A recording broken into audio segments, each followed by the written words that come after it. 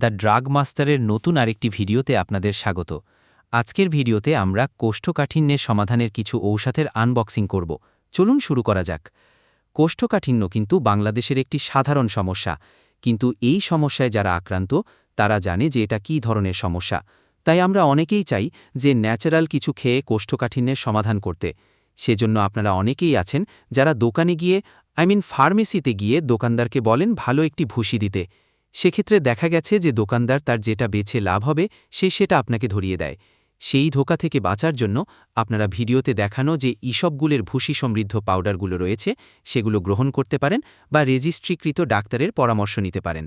বাংলাদেশের প্রায় 90% মানুষ কোষ্ঠকাঠিন্যে ভোগে, তার একমাত্র কারণ হচ্ছে আমরা সারাদিন যে খাবার গ্রহণ করি তার 90%ই আমরা তেল জাতীয় খাবার গ্রহণ করি। এগুলো ডাইজেস্টিভ হতে একটু সময় নেয়। সেজন্যই আমরা অনেকেই কোষ্ঠকাঠিন্য সমস্যায় ভুগি।